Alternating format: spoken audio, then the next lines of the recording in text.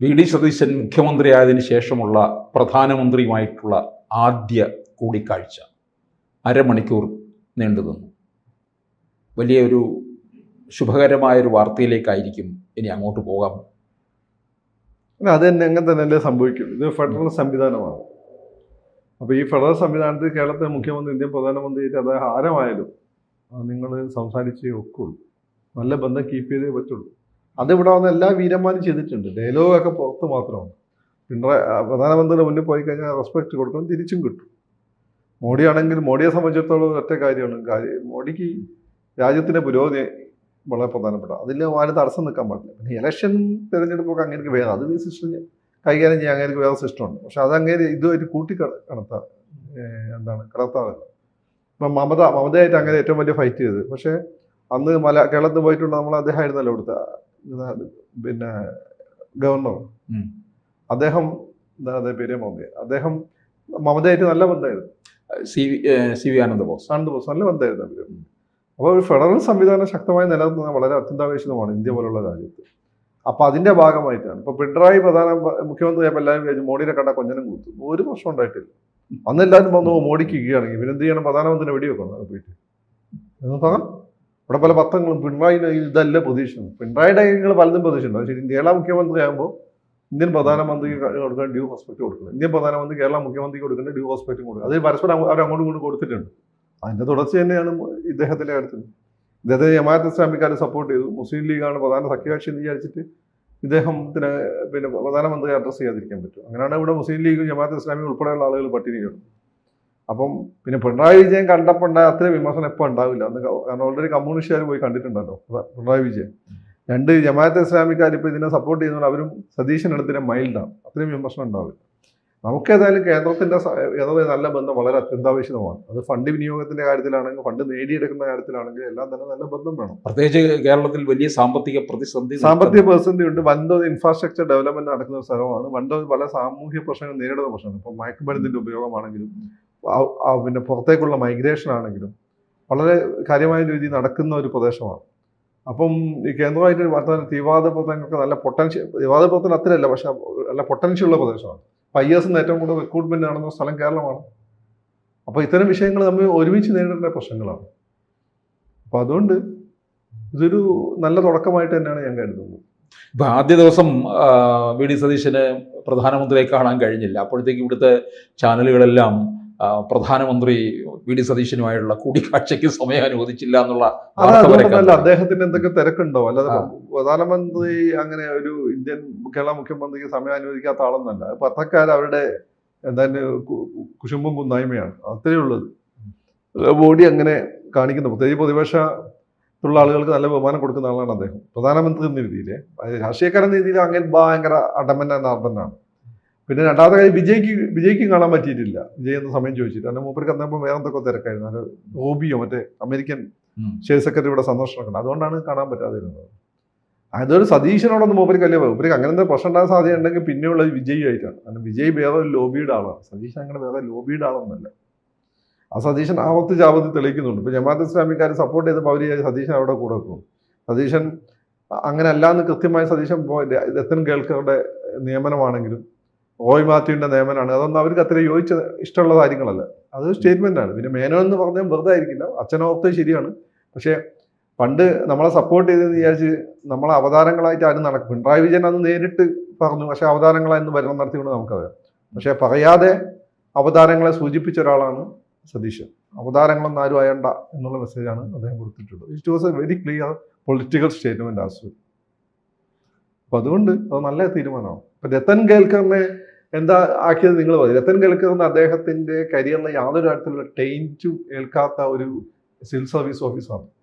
ഇന്ന് ഇടതുപക്ഷം ഭരിച്ച ബെഹ്റ ആയിരുന്നല്ലോ പിന്നെ പോലീസ് കമ്മീഷണർ, DGP. ബെഹ്റനെ പറ്റി എന്താ ടൈൻറ്റഡ് ആണോ എന്ന് എനിക്കറിയില്ല. ബെഹ്റയെ പറ്റി പക്ഷേ കേരളത്തിൽ ജനങ്ങൾക്കോ മറ്റു ഓഫീസർമാർക്കോ അത്ര നല്ല അഭിപ്രായമല്ല ഉള്ളത്. ബെഹ്റ എന്ന് പറഞ്ഞ ആളുകൾ ചിരിക്കുകയായിരുന്നു. വേറെ ഒരാൾ രണ്ടാമത് വന്ന രാജേഷ് എന്ന് പറഞ്ഞിട്ട് അദ്ദേഹം, അത് ദളിത് എന്നൊക്കെ പറഞ്ഞിട്ടുണ്ടായിരുന്നു. പക്ഷേ അദ്ദേഹം ഇവിടെ വലിയ പേരെടുത്തൊരു ഓഫീസർ മാത്രമല്ല, അദ്ദേഹത്തിൻ്റെ പേരിലൊന്നും ആരോപണമൊക്കെ ഉണ്ടായിരുന്നു. അതേസമയം തന്നെ ഇവിടെ ശ്രീലേഖ IPS എന്ന പേരുള്ള ആദ്യത്തെ വനിതാ ഓഫീസർ ഉണ്ടായിരുന്നു. അവരെന്തുകൊണ്ട് DGP ആക്കിയില്ല? നിങ്ങൾ നവോത്ഥാനവും സ്ത്രീകളെ ഉന്നമനവും ഒക്കെ ആണല്ലോ നിങ്ങൾ ഉദ്ദേശിക്കുന്നത്. അങ്ങനെയാണ് ശ്രീലേഖ IPS ആക്കണ്ടായിരുന്നു. നിങ്ങൾ എന്തുകൊണ്ടാക്കിയില്ല? മനസ്സിലായില്ലേ? അപ്പോൾ ഇനി ഞാൻ അപ്പം രത്തൻ കേൽക്കർ എന്ന് പറയുമ്പോൾ നല്ല ടൈൻറ്റഡ് ആയിട്ടുള്ള ഉദ്യോഗസ്ഥനാണ്. ഈ ഗണത്തിലൊന്നും പെടുന്ന ഒരാളല്ല. അതുകൊണ്ട് ഇടതുപക്ഷത്തിന് ആ അപ്പോയിൻമെന്റിനെ വിമർശിക്കാനുള്ള യാതൊരു തരത്തിലുള്ള ധാർമ്മികമായിട്ടുള്ള അവകാശമില്ല. കാരണം അവർ നിയമിച്ച പിന്നെ DGPമാർ അത് ഈ അവസാനം നിയമിച്ച രേവത ചന്ദ്രശേഖർ അല്ലാതെ, രേവത ചന്ദ്രശേഖരനെ പറ്റി ഒരു പൊളിറ്റിക്കൽ ആയിട്ടുള്ള ഒരു ആരോപണം നിങ്ങൾക്കുള്ളൂ. അദ്ദേഹം എന്ത് ചെയ്തു വെച്ചാൽ ആ കണ്ണൂർ വെടിവെപ്പിൻ്റെ സമയത്ത്, പുത്തൂർ വെടിവെപ്പിൻ്റെ സമയത്ത് അദ്ദേഹം ആയിരുന്നു SP എന്നുള്ളൊരു പ്രശ്നമുള്ളൂ. പക്ഷെ മറ്റുള്ള പല ആളുകളെ അങ്ങനെയല്ല. അവരെ പേരിൽ അതിശക്തമായിട്ടുള്ള മറ്റു രീതിയിലുള്ള ആരോപണങ്ങൾ വന്നതാണ്. അപ്പം അങ്ങനെ ഒരു ബാക്ക്ഗ്രൗണ്ട് ഉള്ള സമയത്ത് CPM-ന് അതിൽ പ്രത്യേകിച്ചൊന്നും പറയാൻ പറ്റില്ല. ആളുകൾ മുഖവിലേക്ക് എടുക്കുകയും ചെയ്യും. അപ്പോൾ രത്തൻ കേൽക്കർ അദ്ദേഹത്തിൻ്റെ ഉദ്യോഗത്തിൻ്റെ ഭാഗമായിക്കൊണ്ട് അദ്ദേഹം തിരഞ്ഞെടുപ്പ് കമ്മീഷനായിരുന്നു. SIR നടപ്പിലാക്കി. SIR നടപ്പിലാക്കിയപ്പോൾ എല്ലാ രാഷ്ട്രീയക്കാരും പ്രതിപക്ഷ വാർത്തകൾ ഉയർത്തുന്ന ഒരു വിമർശനങ്ങൾ ഉയർത്തുന്നല്ലാതെ ബംഗാൾ പോലെയൊന്നും അങ്ങനെ പക്ഷപാതം കാണിച്ചൊന്നും ആരും പറഞ്ഞിട്ടില്ല. അപ്പോൾ രത്തൻ കേൽക്കർ അതും പറഞ്ഞ് BJP-നെ സന്തോഷിപ്പിക്കാൻ. രത്തൻ കേൽക്കർ പിന്നെ നരേന്ദ്രമോദിയുടെ മരുമോനാണ് രത്തൻ കേൽക്കർ എന്ന് ബേസ്ലെസ് ആയിട്ടുള്ള കാര്യങ്ങൾ പറയാം. പിന്നെ ഒരു ഗുണം, ഏറ്റവും വലിയ കുത്തിത്തിരിപ്പുകാരായ ഈ മാധ്യമം മീഡിയമാണ് ജമാഅത്ത് ഇസ്ലാമിക്കാർ. സതീശനായതുകൊണ്ടാണെന്ന് തോന്നുന്നത്. സതീശൻ അവർ സപ്പോർട്ട് ചെയ്തുകൊണ്ടായിരിക്കും. അല്ല, സതീശനെ മാറ്റിക്കഴിഞ്ഞാൽ ഇനി വരാൻ പോകുന്ന വലിയ ഹിന്ദു കൺസോർട്ടേഷൻ അപ്പുറത്തുണ്ടാവും എന്ന് അവർക്ക് തോന്നിയിട്ടുണ്ടാവും. അവരേതായാലും ഇതിനൊന്നും കാര്യമായി വിമർശിച്ച് കണ്ടിട്ടില്ല. അതൊരു നല്ല കാര്യമാണ്. സ്ഥിരം കുത്തിത്തിരിപ്പ് കണ്ടിട്ടില്ല. അവരെടുക്കുന്ന ഇപ്പോൾ ഒരു തന്ത്രമുണ്ട്. മറ്റേ നമ്മളൊക്കെ എടുക്കുന്ന ഒരു സെക്കുലർ നിലപാടിനോട് ചേർന്ന് നിൽക്കുന്ന നിലപാട് ഇപ്പോൾ അവർ വന്നിട്ടുണ്ട് പല കാര്യങ്ങളും. പക്ഷെ അവർ വിചാരം ഇത് അവരുടെ ആത്മാർത്ഥമായ മാറ്റം എന്നാണ് മറ്റുള്ളവർ കരുതുന്നു. അങ്ങനെയൊന്നും നിങ്ങൾ വിചാരിക്കേണ്ട. നിങ്ങളുടെ തന്ത്രമാണ് എന്ന് നമുക്കൊക്കെ അറിയാം. പക്ഷെ അത് ഇപ്പം ഗുണകരമാണ്. അതുകൊണ്ട് നമ്മൾ അതിനൊക്കെ സ്വാഗതം ചെയ്യും. അപ്പോൾ ഇനി അങ്ങോട്ടുള്ള ഈ CPM ഭരിച്ചുകൊണ്ടിരുന്ന സമയത്ത് എന്തിനും ഏതിനും കേന്ദ്രത്തിനെ പഴിയാറലുണ്ടായിരുന്നു. ഒന്ന്, പണ്ടത്തെ പോലെ അത് ചെയ്യാൻ പറ്റില്ല. രണ്ട്, പണ്ടത്തെ പോലെ ഇങ്ങനെ കാര്യമായി സാധനം ചെയ്യാൻ നാട്ടുകാരുടെ സപ്പോർട്ട് കിട്ടിയല്ല. കാരണം ഇവർ ചെയ്തൊക്കെ നാട്ടുകാർ കണ്ടിട്ടുണ്ട്. പണ്ടത്തെ പോലെ അല്ല. പണ്ടത്തെ ദേശാഭിമാനി മാധ്യമങ്ങളല്ല. ഇപ്പോൾ ഈ സോഷ്യൽ മീഡിയ വളരെ ശക്തമാണ്. പിള്ളേർ ഇത് മൊത്തം എടുത്ത് പുറത്തിടും. മുരളീധരൻ്റെ അവസ്ഥ ഇപ്പോൾ. പണ്ട് കോൺഗ്രസ് ആളുകൾ വരികയും പോവുകയും ചെയ്തിട്ടുണ്ട്. AK ആന്റണി പോയിട്ടുണ്ട്, വയലാളി പോയിട്ടുണ്ട്, ഉമ്മൻചാണ്ടി പോയിട്ടുണ്ട്. അവരും തിരിച്ചു വന്നപ്പോൾ വലിയ പ്രശ്നമില്ലായിരുന്നു.